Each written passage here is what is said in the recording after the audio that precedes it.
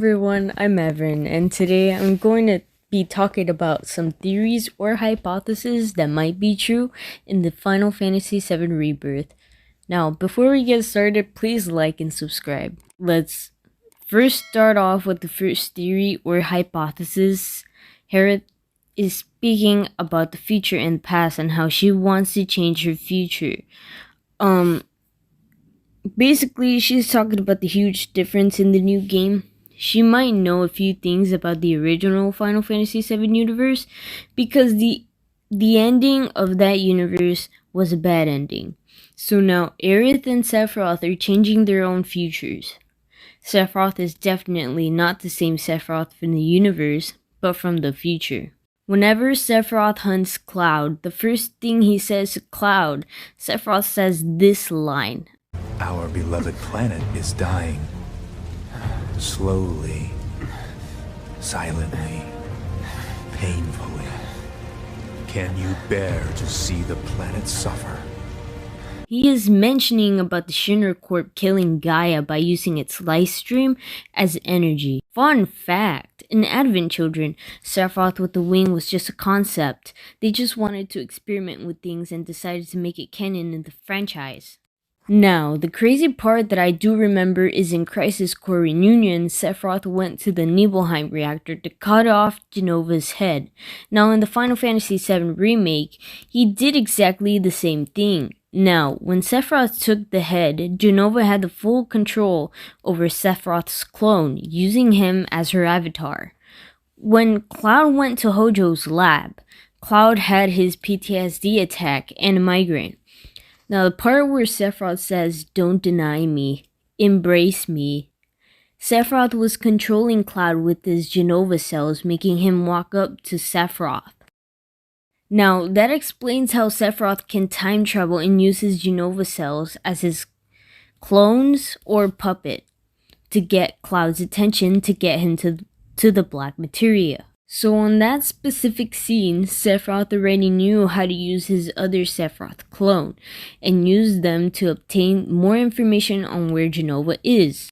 Seen in Yuffie's DLC cutscenes, Yuffie spot them in different locations, struggling to talk and walk. One of the clones says Jenova, while they look at the Shinra building. In the finale of Final Fantasy VII, where Sephiroth takes Cloud to some place, which I will mention in just a bit, but those PTSD triggers are some visions of what has already happened in the previous game and from Advent Children. All of those visions is Sephiroth putting those events to Cloud, making him more stressed. Cloud has already seen a vision of Aerith's death thanks to Sephiroth. That's why Sephiroth says this, quote unquote, "That which lies ahead does not yet exist." And I quote, telling him those visions have not happened just yet, but also the place they are standing in. Now, Sephiroth has brought Cloud to what's called the Edge of Creation, a universe where Sephiroth has already made his desire come true, but he craves for more destruction. But he doesn't want to do this alone with just him, Jenova, and his clones. He wants Cloud to also take part of his destruction, together defying destiny. Now, another thing that gets me questioning is, will Tifa die in this remake? In the few lines, she gets Cloud telling her that he just saw her there, saying it was too late. She responds with, "Wait, what are you implying? That I died? That I'm some kind of imposter?" We got two things. One, she dies in Rebirth, or are they talking about the incident that happened in the Nibelheim Mako reactor? Because when Cloud saw her, she was lying on the ground motionless. A glimpse of the Final Fantasy VII Remake, the Shinra facility where they enter the projection room, explaining the history of Shinra Power Corp. Tifa is seen to be lying on the ground unconscious or dead next to Sephiroth. So, will Cloud really think she is the imposter among us? I'm kidding. Will Sephiroth manipulate Cloud or use him as a puppet? What I mean by manipulate, will Sephiroth tell Cloud he can protect the people he loves, like Tifa, his mom, or Zack, just so that Cloud can join Sephiroth? But who knows? what is fact and what is fiction. So, from the original game, Cloud believes he is Zack, but really Cloud is just replacing himself as Zack, and not someone that is a Shinra trooper. Basically, imposter syndrome. From what I remember in the original Final Fantasy VII, Cloud remembers the Nibelheim incident, but from a Zack's perspective. In the remake, Cloud only remembers his hometown and kills Sephiroth in the end. In the trailer, Zack is seen to be carrying unconscious Cloud to Midgar Sector 5 slums just to meet up with Aerith, seen in the second trailer and Intergrade. Finds out Aerith isn't to be seen in the church and a whole bunch of people are taking shelter at the church. Now, hear me out. The multiverse is real. I'm kidding. Or maybe not. I mean, in the new game, Zack is alive. How, you ask? Well, there was a slight change to the multiverse, and since Cloud and his gang destroyed the ones that take care of the timeline, which are the Whispers. Marvel is one example. They have an organization called the TVA, similar to what the Whispers are doing. They are the ones taking care of the timeline and for other variants who want to mess up the timeline. When Zack returns to the church, the people at the church don't look hurt and they look like they went through something tragic or seem something tragic. Because if we look back to the remake, Reno and Rude were ordered to take down one of the plates from Midgar. Or maybe it's another sector that was brought down before Sector 7 plate was taken down. But now that I look back at the trailer, Sector 7 is still in place, and the only one that is missing is Sector 6, which is the only sector that wasn't made. As seen here, there are cranes on the side indicating that Plate 6 wasn't made yet. Also, as they keep walking, I made a few edits on the background to see more clearly, but he's walking straight at Plate 6, so they could be walking to Walmart, or they could slightly move and walk to Sector 5's gate. Now in this new timeline, it looks like there was a jump within characters, since Zack was going to die somehow. I mean, by somehow, he literally gets killed by Shinra troopers. Cloud and his gang were pulled into the same dimension as Zack because the group walked into a different dimension shown here. Also, we might see Yuffie in the 7 Rebirth since she was also running away from Midgar, and at some point Yuffie and Cloud might bump into each other in the journey, but I might be wrong here. Now, Cloud and Aerith are looking for Zack, asking him what happened to him. Now, Cloud's voice sounds slightly soft. Maybe the Mako poison Cloud is speaking to Zack, or maybe the Cloud we know could be having a hurtful voice because of his PTSD. He could be asking him that.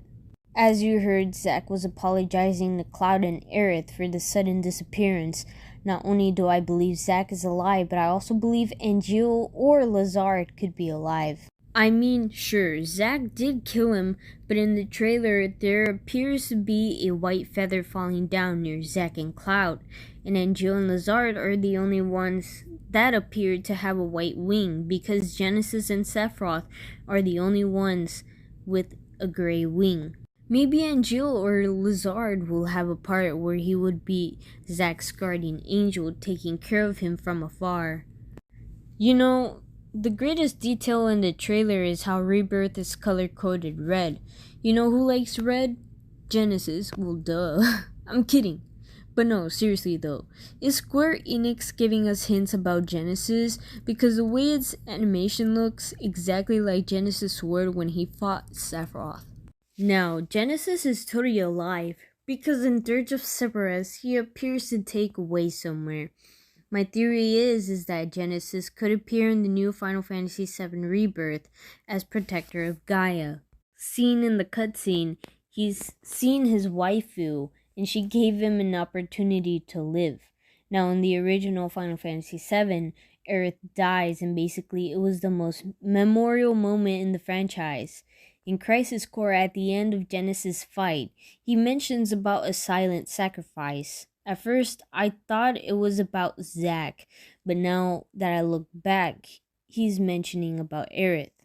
She is the sacrifice for Gaia, but I believe in this Final Fantasy VII Rebirth, she could die just like the original, or maybe there could be a slight change.